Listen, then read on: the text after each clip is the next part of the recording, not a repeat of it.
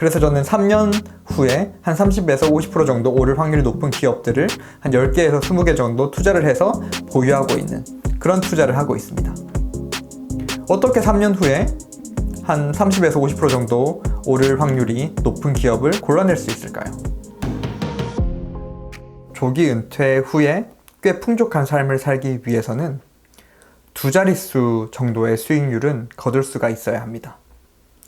예를 들어서 한 12% 정도의 수익률을 거둘 수 있다고 하면 이 12%의 수익률이면 6년에 원금이 2배 정도 되는 숫자입니다.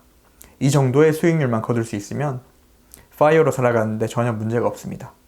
예를 들어서 제가 15억에 은퇴를 했다고 하면 6년 정도의 생활비인 한 3억에서 4억 정도를 미리 인출을 하고 남은 금액인 11억에서 12억은 또 계속 투자를 하는 것이죠. 그럼 6년 후에 그 금액이 20억을 넘게 될 것이고, 그래서 그 6년 후에 새로운 6년의 생활비를 또 인출을 하고 또 남은 금액은 투자를 하고 이런 식으로 살아갈 수가 있기 때문에 두 자릿수의 수익률만 거둘 수 있으면 파이어로 살아가는데 전혀 문제가 없이 어쩌면 풍족하게 살아갈 수도 있다고 얘기를 할 수가 있어요.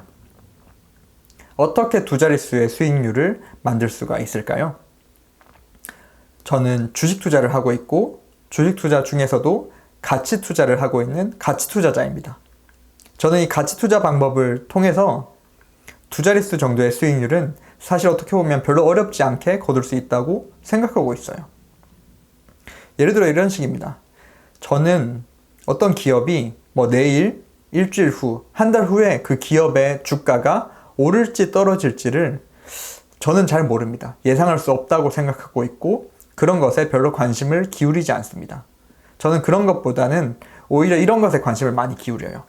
그러니까 어떤 기업의 주가가 3년 정도 후에 한 30에서 50% 정도 오를 확률이 높을까? 이 문제에 저는 훨씬 많이 관심을 가지고 있습니다. 그리고 이것은 상대적으로 좀 높은 확률로 예상을 할 수가 있다고 생각하고 있어요.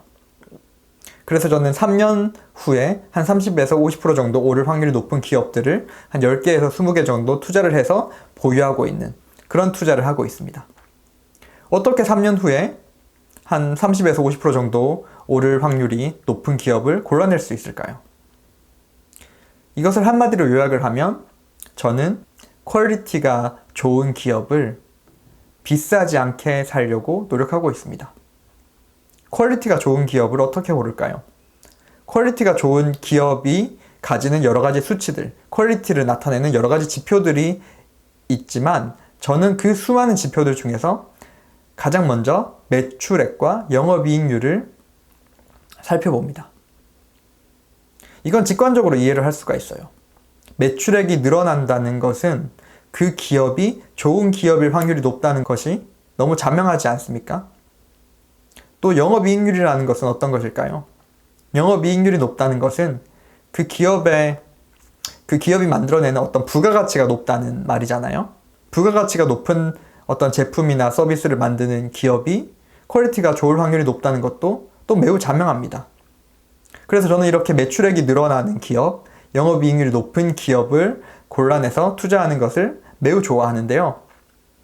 그런데 문제는 이렇게 퀄리티가 좋은 기업들은 대체적으로 기업의 밸류가 매우 높게 형성되어 있는 경우가 많다는 것이 문제입니다.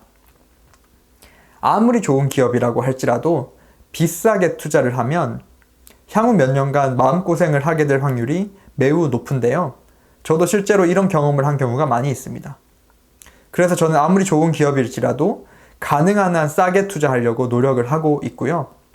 대표적으로 이 기업의 밸류를 측정하는 방법도 여러 가지가 있겠습니다만 저는 대표적으로 VIP 자산운용의 최준철 대표님이 말한 그런 V차트와 같은 것을 활용해서 좋은 기업을 비싸지 않게 투자하려고, 저렴하게 투자하려고 많은 노력을 기울이고 있습니다.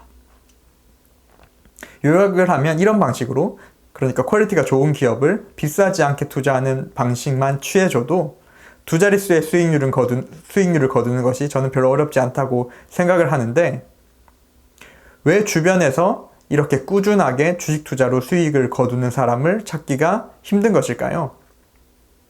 그리고 왜 그렇게 수많은 사람들이 주식 투자는 어렵다고 이야기를 하고 있는 것일까요? 그 이유는 어떤 지식이라든지 기술적인 측면이 어려워서 그런 것이 아니라 심리적인 요인 때문에 사람들이 주식 투자가 어렵다고 얘기하는 경우가 대부분입니다. 대표적인 것으로 조급함이 있겠죠. 투자를 하고 빨리 수익을 보려고 하는 마음, 빨리 부자가 되려고 하는 마음, 이런 조급함 때문에 주식 투자가 어려워지는 것입니다. 제가 서두에 말씀드렸듯이 저는 1년에 12%, 그러니까 두 자릿수의 수익률을 목표로 하고 있기는 하지만 투자의 시간 지평은 대략 한 3년 정도의 시간을 잡고 3년 정도에 과연 이 기업이 30에서 50% 정도가 오를까? 이런 문제에 좀 더 집중을 한다고 말씀을 드렸는데요.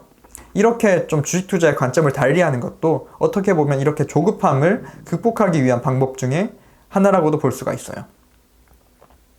당장 내일 수익을 얻으려고 하는 마음, 당장 일주일 후에 수익을 얻으려고 하는 이런 조급함을 극복을 해야 하는 것이고요. 조급함 이외에도 또 극복해야 되는 중요한 심리적인 요인 중에 하나가 바로 비교하는 마음입니다. 남들은 50%, 100% 이렇게 수익을 거두고 있는데 과연 나는 10% 정도, 12% 정도의 그런 두 자릿수 수익률로 만족할 수 있을 것인가?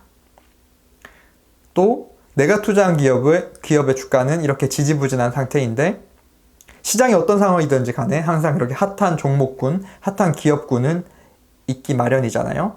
그렇게 핫한 기업들은 50%, 100% 오른다고 뉴스에도 나오고 사람들도 얘기하고 있는데 그런 정보의 홍수 속에서 저의 그런 지지부진한 주가들을 보면서 비교하는 마음을 극복할 수 있는가?